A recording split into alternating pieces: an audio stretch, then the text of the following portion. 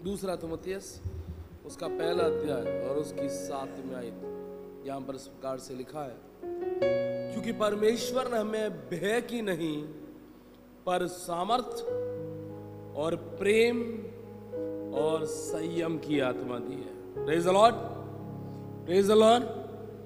क्या लिखा है यहाँ? क्योंकि परमेश्वर ने, क्या लिखा है? क्योंकि परमेश्वर ने हमें भय की नहीं लेकिन किसकी आत्मा दी है? सामर्थ, प्रेम और संयम। प्रार्थनाओं में अपने सर को झुकाएं और दुआ मांगिए।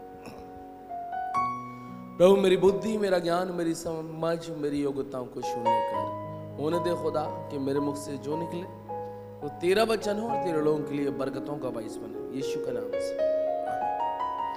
मुझे तो आज चाहे कहीं भी उठाकर देख लो, किसी भी जिंदगी को उठाकर देख लो, किसी चेहरे को उठाकर देख लो, चाहे वो किसी भी जाति का हो, किसी भी धर्म का हो, किसी भी प्रोफेशन का हो, सबके चेहरों पर भय है, सबके चेहरों पर क्या है? व्याकुलता है, डर है, क्या होगा, कैसे होगा।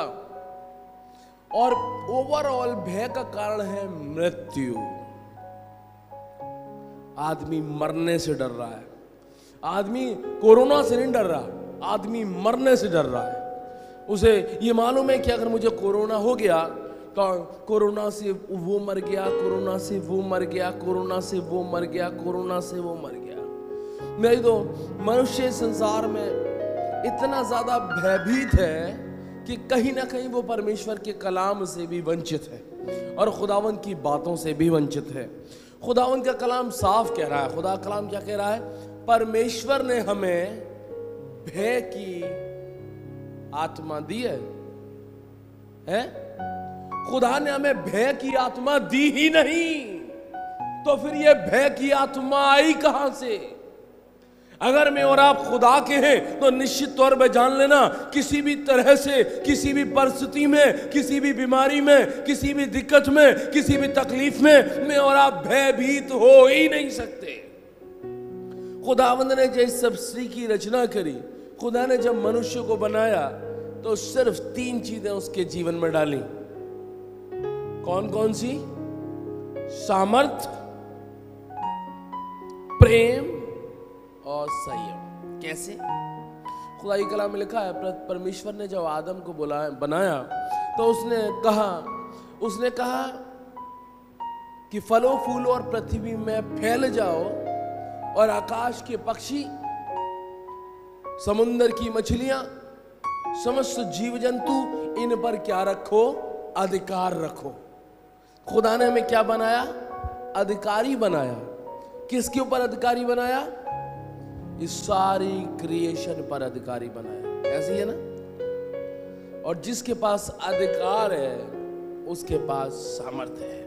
Praise the Lord. जिसके पास अधिकार है उसके पास सामर्थ्य है।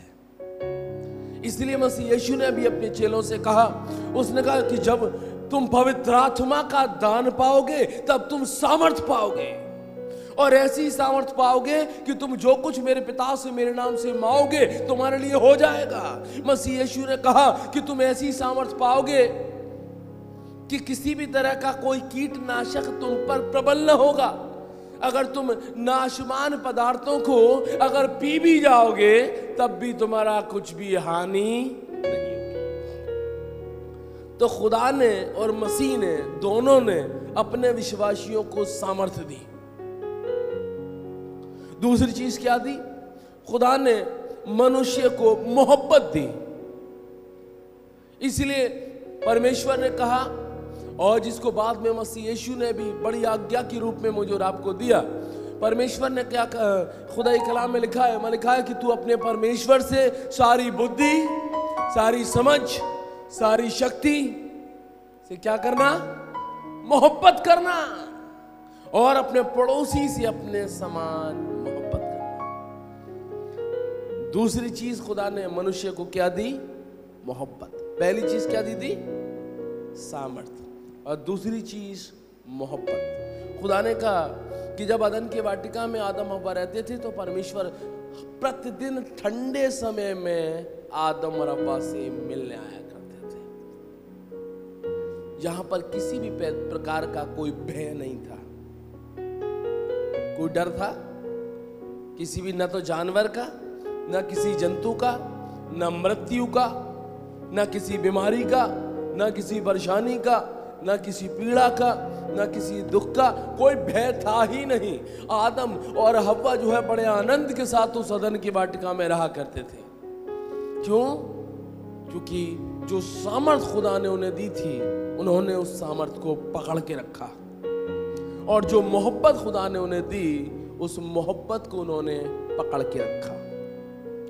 तीसरी चीज खुदा ने जो मनुष्य को दी, वो क्या दिया? संयम। संयम कैसे? कि तू इस वाटिका के सभी वृक्षों के फलों को खा सकता है, लेकिन ये भले और बुरे के ज्ञान का फल है, इसको तू न खाना। कहीं ना कहीं खुदा ने मनुष्य को पेशेंस रखना सिखाया, धीरज धरना सिखाया, संयम, कंट्रोल में रहना सिखाया। लेकिन मैं तो जब खुदावंद की आज्ञा को तोड़कर मनुष्य अनाज्ञाकारी हो गया, मनुष्य के जीवन की सबसे बड़ी परेशानी यही रही कि खुदा ने उसे जीवन का फल खाने के लिए कभी मना नहीं किया। खुदा ने बिल्कुल स्पष्ट कहा, अदन की वाटिका में 2 फल लगे, मेनली 2 फलों का जिक्र है। पहला तो क्या है? पहला है जीवन का फल, और दूसरा भले बुरे के ज्ञान का फल। और खुदा ने स्पष्ट कहा कि तू इस वाटिका के सभी वृक्षों के फलों को खा सकता है, एक को मत खाना, बस भले और बुरे के ज्ञान के फल को, क्योंकि जिस दिन तू उसे खाएगा उस दिन तू निश्चित मर जाएगा। तो इसका मतलब आदम और हव्वा दोनों ही भले बुरे के ज्ञान के फल को खाने से पहले जीवन का फल खाते होंगे कि नहीं खाते होंगे? उसको खाने के लिए तो कभी रोक टोक थी ही नहीं। रोक टोक कब लगी? रोक टोक तब लगी जब मनुष्य ने अपना भला और अपना बुरा खुद सोचने वाले फल को खा लिया। खुदा ने कहा, बेटा अपना भला अपना बुरा अपने आप सोचोगे, जाओ, अब तुमसे जीवन का अधिकार ले लिया गया। निश्चित तौर पे जान लेना, जिस मनुष्य ने भले और बुरे के ज्ञान के फल को खाया, अर्थात जिस मनुष्य ने अपना भला और अपना बुरा खुद सोचना चालू कर दिया, खुदा ने उससे जीवन के फल को खाने का अधिकार ले लिया, और वो मनुष्य मृत्यु की कैटेगरी में शामिल हो गया। Praise the Lord. वरना तो मृत्यु कुछ है ही नहीं। अरे निश्चित तौर पर जान लेना, खुदावन के दास और दासियों के लिए मृत्यु बुरी बात नहीं है। आज जिस मृत्यु से में आप डर रहे हैं कि अरे मिस्टर मिंज की डेथ हो गई, इसकी डेथ हो गई, उसकी, अरे ये मृत्यु तो भली है। खुदा का दास सुलेमान बादशाह सौपदेशक की पुस्तक उसके 7वें अध्याय और उसकी पहली आयत में कहता, अच्छा नाम अनमोल इत्र से और मृत्यु का दिन जन्म के दिन से उत्तम है। मरने से क्या डरना भाई? तो खुदा के कलाम में भजनकार भजन 116 उसकी 15वीं आयत में कहता कि धर्मियों की मृत्यु परमेश्वर की हुजूरी में गिरा कद्र है, अनमोल है। मृत्यु से क्या डरना? मृत्यु से उसे डरना चाहिए जिसने अभी तक यीशु को अपना व्यक्तिगत उद्धारकर्ता के रूप में ग्रहण नहीं किया है। अगर आप मृत्यु से डरते हैं तो निश्चित तौर पे जान लेना कि आपको यह डेफिनेट है कि आप नरक जाएंगे। जिसे ये मालूम है कि वो खुदा के साथ है और मसीह यीशु ने उसके जीवन के लिए वादा किया है। वादा किया यूहन्ना 14 में कि तुम्हारा मन व्याकुल ना हो, जैसे तुम मेरे पिता पर विश्वास करते हो वैसे मुझ पर भी करो। मेरे पिता के घर में रहने के बहुत से स्थान हैं, अगर न होते तो मैं तुमसे कह देता, क्योंकि मैं चाहता हूं ताकि तुम्हारे लिए एक जगह तैयार करूं, क्योंकि जहां पर मैं रहता हूं वहां तुम भी रहो। यीशु ने आगे कहा कि मार्ग, सत्य और जीवन मैं ही हूं, और जो मुझ पर विश्वास करेगा वो कभी न मरेगा, अगर वो मर भी गया तब भी अनंत काल तक जीवित रहेगा। मृत्यु से क्या डरना? आज निश्चित तौर पे जान लेना, ये सारा संसार मुझे और आपको भय का आवरण पहनाने में लगा हुआ है। शैतान की सबसे बड़ी ताकत है कि शैतान मनुष्य को भयभीत करके परमेश्वर से दूर करने का प्रयास करता है। शैतान ने हव्वा से कहा, अरे तू, क्योंकि शैतान बुरा नहीं मानना, कभी डायरेक्ट मुझसे और आपसे बात नहीं करता, उसमें इतनी हिम्मत नहीं है। हव्वा से भी जो बात करी है, सीधी सीधी बात नहीं करी है। उसे मालूम है कौन से फल के लिए खुदा ने मना किया है, लेकिन फिर भी वो क्या कहता है? वो कहता है, क्या तू इस वाटिका के सभी फलों को, वृक्षों को खा सकती है? सीधे सीधे पूछ ले भाई कि भले बुरे के ज्ञान के फल को तू खा सकती है कि नहीं। घुमा फिरा कर बात करता है। आज निश्चित तौर पे जान लेना, शैतान इस संसार में मुझे और आपको भयभीत करके परमेश्वर पर ईमान रखने से रोक रहा है। भैया दुआ अपनी जगह है, लेकिन दवा अपनी जगह है। भैया खुदा ने मनुष्य को अकल भी तो दी है। खुदा ने कभी मनुष्य को अकल नहीं दी, जिंदगी में याद रखना। अगर अकल दी तो मैनेजमेंट करने की अकल दी, अपना अच्छा और अपना बुरा सोचने के लिए कभी अकल नहीं दी। खुदा ने तो स्पष्ट कहा कि तू वाटिका के सब फलों को खा, जब तक अपना भला और अपना बुरा नहीं सोचेगी या सोचेगा, तब तक मैं तुझे मरने नहीं दूंगा, मैं तुझे जीवन का फल खाने का अधिकार दूंगा। लेकिन जिस दिन तुझे लग रहा है कि तू अपनी अकल चला के बच जाएगी, या तू परमेश्वर के तुल्य हो जाएगी, या तू मुझ जैसी हो जाएगी, शैतान क्या कहता है हव्वा से? शैतान कहता है, खुदा आप ही जानता है कि अगर तू इस फल के वृक्ष के फल को खा लेगी तो तू परमेश्वर के समान हो जाएगी और तेरी आंखें खुल जाएंगी। मैं तो निश्चित तौर पर जान लेना, मैं और आप कौन है कि मैं और आप परमेश्वर के तुल्य हो जाएं। मैं और आप कौन है कि खुदा से ज्यादा अपने लिए, अपने परिवार के लिए, अपने बच्चों के लिए, अपनी कलीसिया के लिए बेहतर सोच सके। अरे खुदावंदी है जो मेरे आपके जीवन के लिए, मेरे आपके परिवार के लिए बेहतर सोचने वाला है। खुदा का दास संत पौलुस कहता, अब खुदावंद की मोहब्बत ऐसी सामर्थी है। क्या?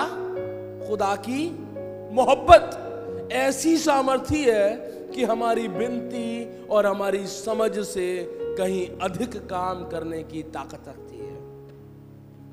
मैं और आप क्या कैलकुलेशन लगाएंगे? निश्चित तौर पर जान लेना, इस संसार में मैं और आप इसलिए परेशान हैं क्योंकि मैंने और आपने भय की आत्मा को अपने जीवन के अंदर प्रवेश करने दिया है। निर्भीक हो जाओ, निडर हो जाओ। यशाया 41:10 में लिखा है, मत डर क्योंकि मैं तेरे साथ हूं, इधर उधर मत ताक क्योंकि मैं तेरा परमेश्वर हूं। तो मैं और आप इस संसार में इधर उधर ताकने में लगे हुए हैं।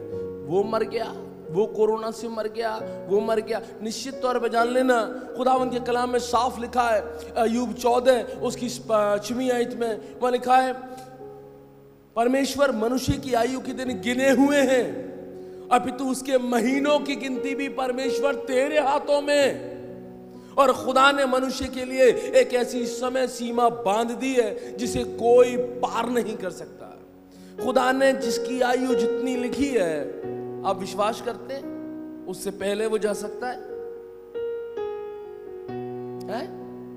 इस संसार में खुदा ने जिसकी आयु जितनी लिख दी, क्या उससे पहले उसे कोई मार सकता है? चाहे वो 20 साल का हो, चाहे वो 5 साल का हो, चाहे वो 6 महीने का हो, चाहे वो 80 साल का हो, चाहे 95 साल का हो। क्या कोरोना से पहले कभी जवान मौतें नहीं हुई? हमारी कलीसिया में नहीं हुई? क्या कोरोना से पहले कभी बुजुर्ग नहीं मरे? कभी स्त्रियां नहीं मरी? स्टाफ नर्सेस नहीं मरी? या डॉक्टर नहीं मरे? मरे सब हैं।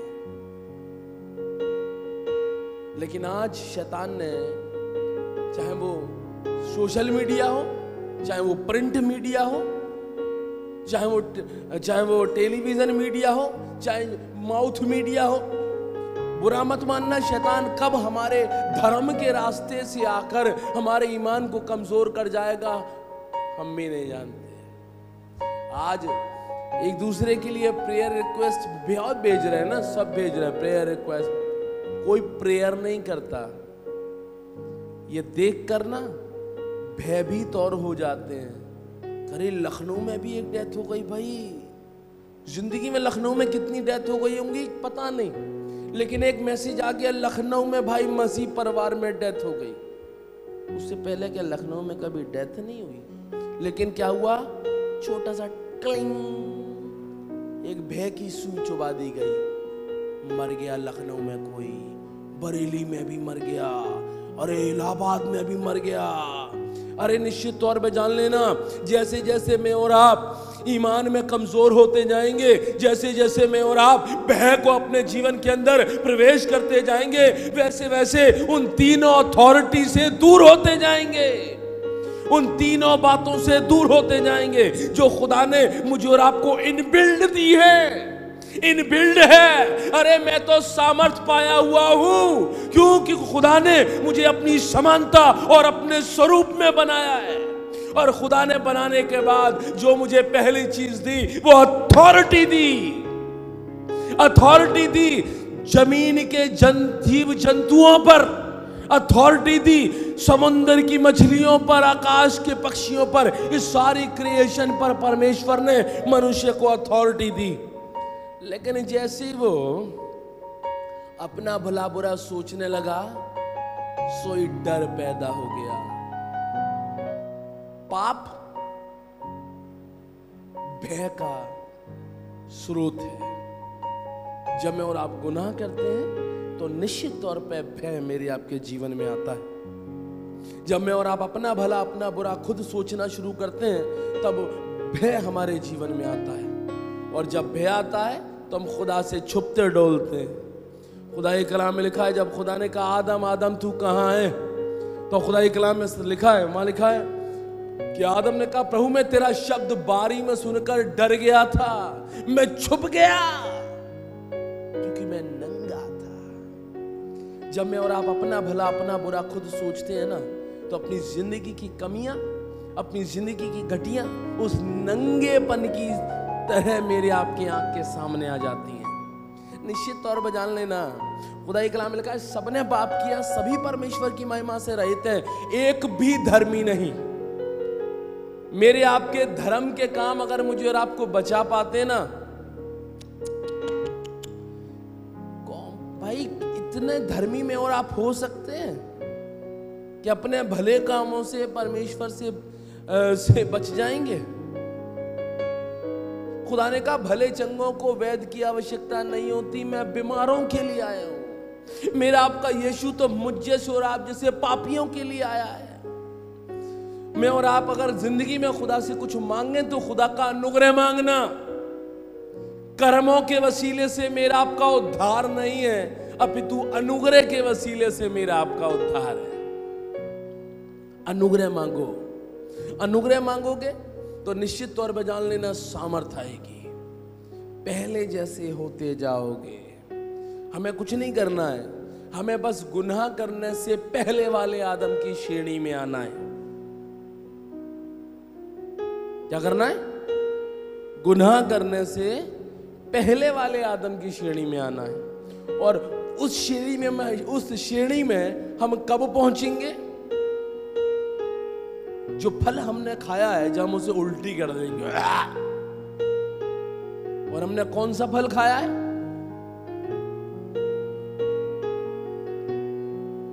अपना भला और अपना बुरा खुद सोचने का फल, खुदा पर ईमान न रखने का फल। अभी तक क्या था? उस फल को खाने से पहले आदम अव्वा के जीवन में यह था कि खुदा जो कर रहा है उनके जीवन के लिए, जो कर चुका है और जो करने वाला है वो भला है। लेकिन उन्होंने क्या किया? जैसे ही फल खाया, अपना भला बुरा खुद सोचना शुरू कर दिया। वैसे ही क्या हो गया? वो अच्छा खासा शरीर जिसमें ना बीमारियां हुआ करती थी, ना परेशानी हुआ करती थी, ना दिक्कतें हुआ करती थी, सारी परेशानियां स्टार्ट हो गई। काहे से शुरू हुई? अपना भला और अपना बुरा खुद सोचने से। वो शरीर जो हाथ बढ़ाकर कभी भी जीवन के फल को खा लेता था, कभी न मरने वाले फल को खाता था, उस अपना भला और अपना बुरा सोचने के चक्कर में क्या हो गया, आयु लिमिटेड हो गई। मनुष्य की आयु को दिन 70 बल के काम 80 हो जाएं तब भी उसका बल जाता रहेगा। अपना भला अपना बुरा सोचने के चक्कर में मनुष्य समय के बंधन में बंध गया, वरना गुनाह करने से पहले कभी समय के बंधन में मनुष्य था ही नहीं, क्योंकि वो प्रेम के बंधन में था।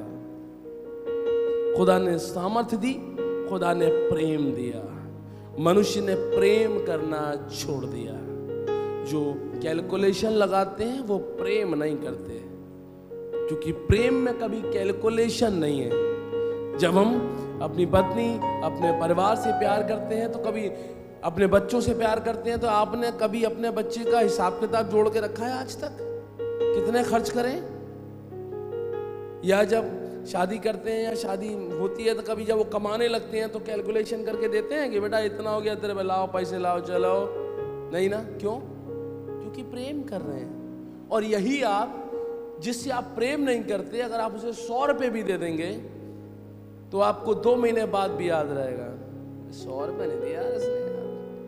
कैलकुलेशन है, क्योंकि मोहब्बत नहीं है। जहां मोहब्बत है वहां कैलकुलेशन नहीं।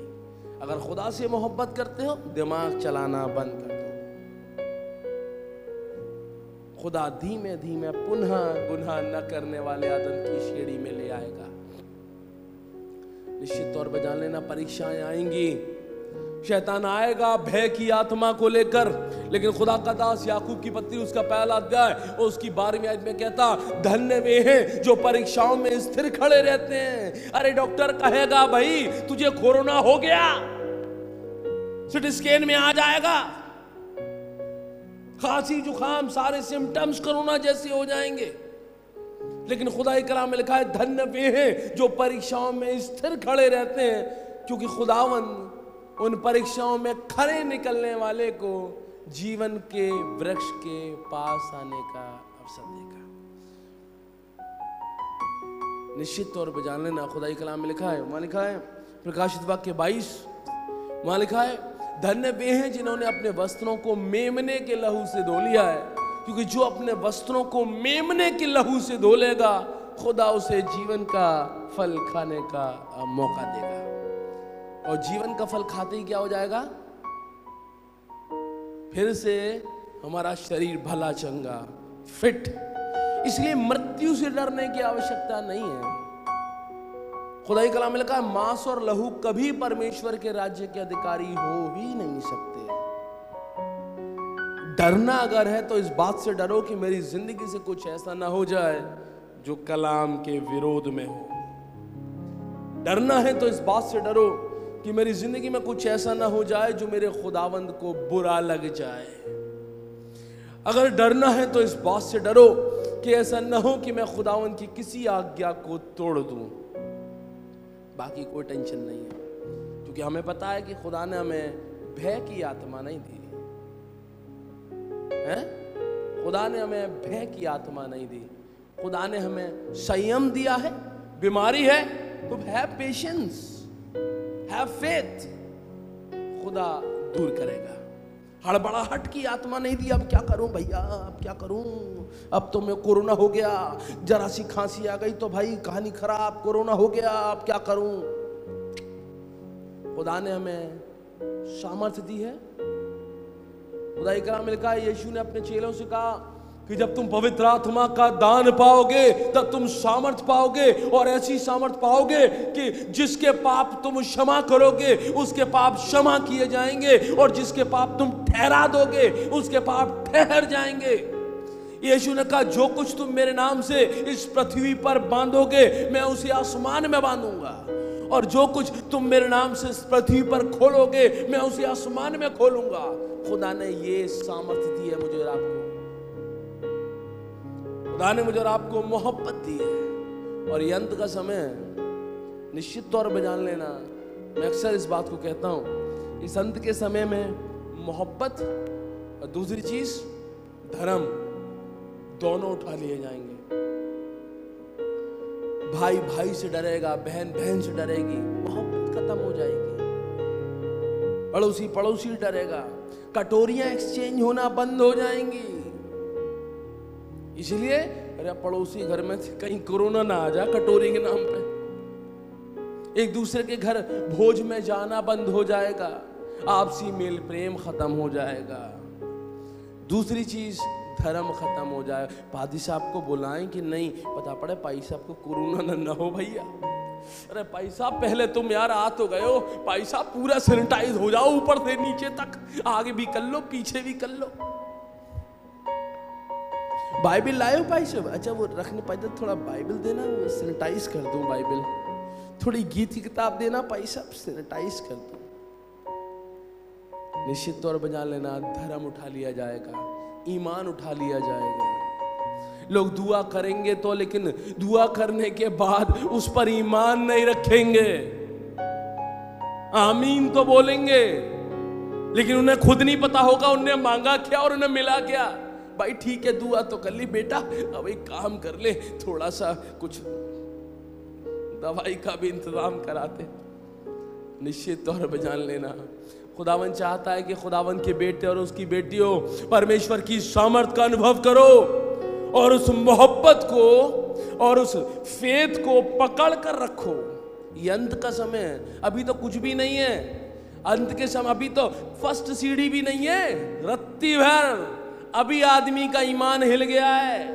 अरे मृत्यु आ भी गई तो क्या, खुदा ने जितनी लिखी है निश्चित तौर पर जान लेना, और जैसे लिखी है वैसे ही आएगी, कोई उसे बदल नहीं सकता।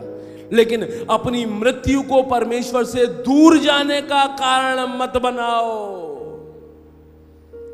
इस संसार में तो मेरे आपकी आयु के दिन निर्धारित हैं। खुदाई कलाम में लिखा है यशायाह में, धर्मी जन इसलिए उठा लिए जाते हैं कि आने वाली विपत्ति से बच जाएं। और खुदाई कलाम में लिखा है, वहां लिखा है, अरे मसीह यीशु कहते हैं कि एक समय ऐसा आएगा कि मां अपने बच्चों को काट काट के खाएगी। माँ कहेंगी हाय इस कोक पर जिस कोक ने औलाद जनी, अपने बच्चों के दर्द को बर्दाश्त नहीं कर पाओगे। इससे अच्छा है ना कि विश्वासी की तरह संसार को छोड़कर संतों की गोद में चले जाएं। इस मृत्यु से नहीं डरना। संसारिक मृत्यु तो मेरे आपके लिए बरकत का वाइस ठहरेगी। डरना है तो आत्मिक मृत्यु से डरो। डरना है तो उस मृत्यु से डरो जो मुझे और आपको अनंत काल की उस नरक की आग में डाल देगी। अगर डरना है तो उस मृत्यु से डरो जो परमेश्वर के विच्छेद के बाद, परमेश्वर से संबंधों के टूटन के बाद मुझे और आपको मिलेगी, उससे डरो। तब निश्चित तौर पर जान लेना खुदावन के वो कलाम के वायदे मेरे आपके जीवन के लिए पूरा होंगे। गाना बड़ा आसान है ना, हम लोग अच्छे अच्छे गाने गाते हैं, हम मिलेंगे बादलों पर, लेकिन मरना कोई नहीं चाहता। कहते तो सब है भाई साहब बादलों पर मिलेंगे, स्वर्ग जाऊंगा। किसी ने पूछा भाई साहब स्वर्ग जाना चाहते? अरे बिल्कुल स्वर्ग जाना, चले मन ने। निश्चित तौर पर जान लेना ये बीमारी एकमात्र बहाना है।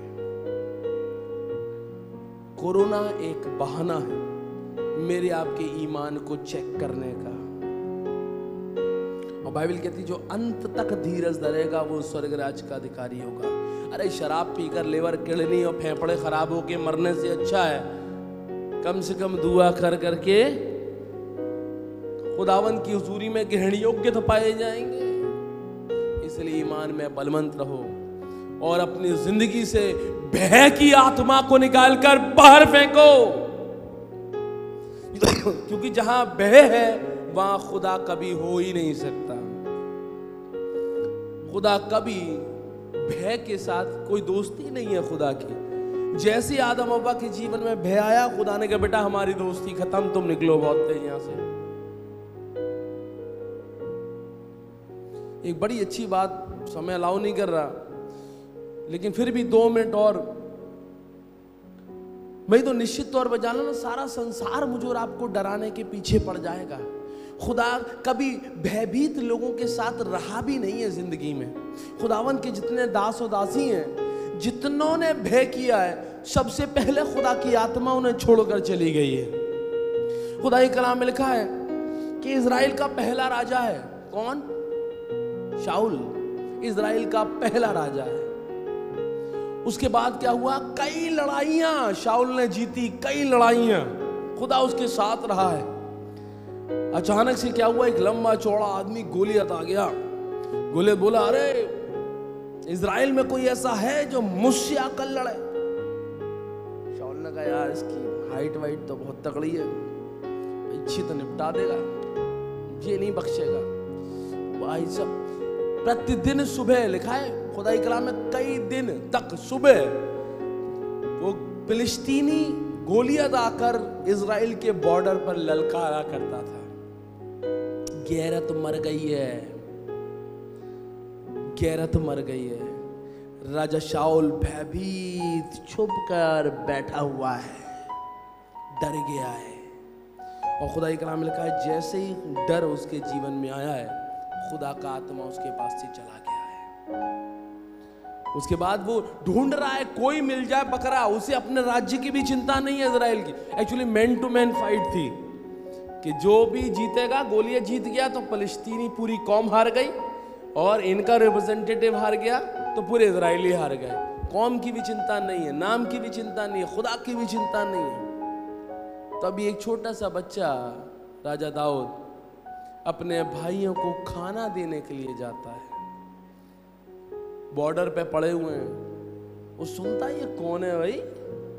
ये कौन है जो मेरे जिंदा खुदा को ललकारे? Praise the Lord. नन्ना सा बच्चा है, काम की बात सब पता है।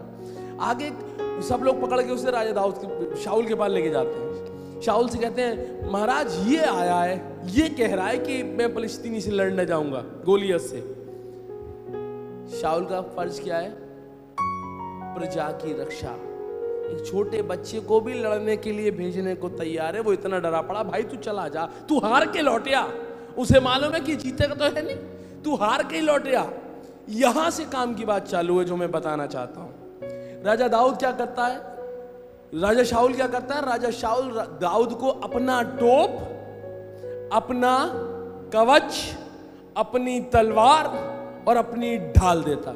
भाई अगर टोप, तलवार, ढाल और अगर कवच से ही लड़ाई जीती जाती तो शाऊल खुद तुम क्यों नहीं चले गए? राजा शाऊल क्या कर रहा है? शाऊल खुद तो डर ही रहा है, लेकिन साथ में अपना डर उस टोप, तलवार, ढाल और कवच के रूप में ट्रांसफॉर्म कर रहा है। समझ रहे कि बेटा तू इसे पहन, तू भी डर। निश्चित तौर पर जान लेना, कई बार जिंदगी में ऐसी परिस्थितियां आएंगी कि हमारे खुद के लोग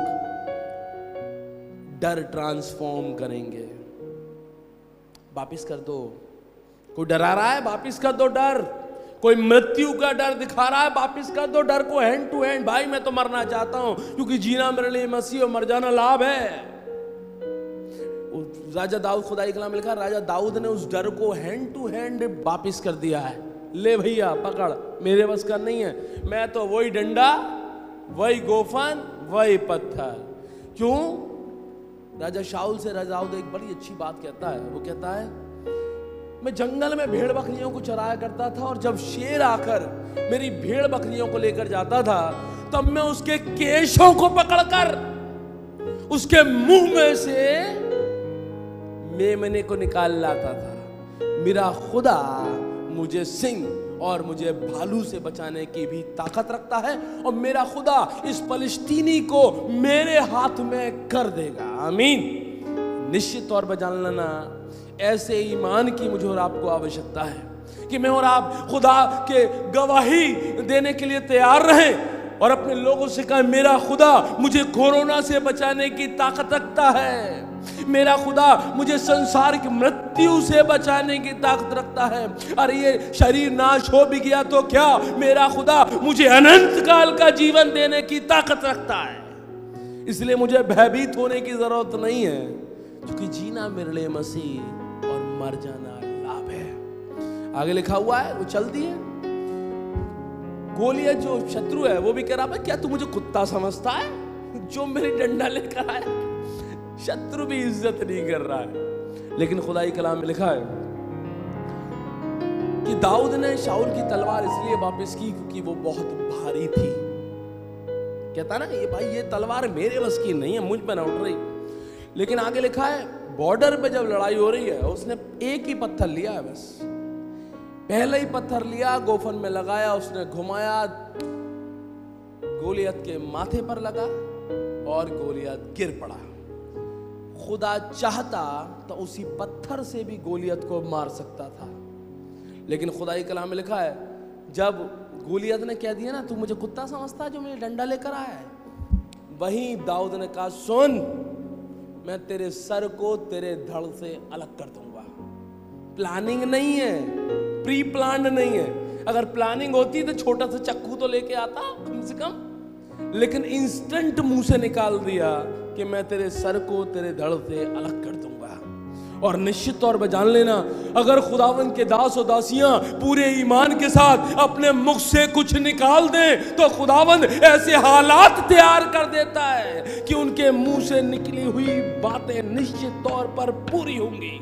खुदा एक कलाम में लिखा है, वहां लिखा है, जब पत्थर उसके माथे पर पड़ा गोलियत के, वो गिर गया। खुदा एक कलाम में आगे लिखा है, वहां लिखा है कि राजा दाऊद ने उछल कर गोलियत की तलवार निकाल ली और उछल कर अब शाऊल की तलवार जो है वो भारी लग रही थी, गोलियत की तलवार उससे दोगुनी भारी है, लेकिन उसके बाद भी खुदा ने उसे सामर्थ दे दी। अब उसे गोलियत की तलवार हल्की लग रही है, क्योंकि खुदा उसके शब्दों की ताकत को, गोलियत को दिखाना चाहता है। उछल कर तलवार निकाली और उसके सर को उसके धड़ से अलग कर दिया। निश्चित तौर पर जान लेना, अगर आप ईमान में हैं तो सामर्थ देने वाला खुदावंद है। कौन है? खुदावंद। क्योंकि खुदा ने हमें गुलामी नहीं दी है, खुदा ने हमें गुलाम नहीं बनाया है, खुदा ने हमें डरने वाला नहीं बनाया। अरे डरते तो स्लेव हैं, डरते तो नौकर हैं, डरते तो कमजोर हैं। मेरे को और आपको खुदावंद ने अपनी समानता और अपने स्वरूप में बनाया है, और खुदा ने मुझे और आपको सामर्थ्य दी और अथॉरिटी दी है, इस सारी कायनात पर अथॉरिटी दी है। ये हमारे शब्दों को सुनेगी और हमारे शब्दों का ऑर्डर मानेगी, चाहे वो कोई बैक्टीरिया क्यों ना हो, कोई वायरस क्यों ना हो। निश्चित तौर पर जान लेना, अगर मैं और आप खुदावंद में बलवंत हैं तो मेरे आपके शब्दों में वो सामर्थ है कि कोरोना को मारने की ताकत रखते हैं। ज्यादा कोरोना सोचना भी नहीं, बोलना भी नहीं, इससे डरना भी नहीं। पहाड़ में जाओ, अबे हम हेपेटाइटिस बी से नहीं डरते हैं, उससे भी तो, वो भी तो छुआछूत है, वो भी तो मृत्यु है। हम टीवी से नहीं डरते। नहीं, मार्केट में जब टीवी आई थी तो वो टीवी नहीं भैया है, ये मार्केट में नया आया है, हमें क्या डराएगा, थोड़े दिन बाद पुराना हो जाएगा, ये भी किसी सर्दी जुकाम खांसी की तरह कोने में पड़ा होगा। हालेलुया। हम खुदा के लोग हैं। खुदा हमारे जीवन के लिए जो कर रहा है, जो कर चुका है और जो करने वाला है वो भला ही है। प्रार्थना में अपने सर को झुकाएं और दुआ में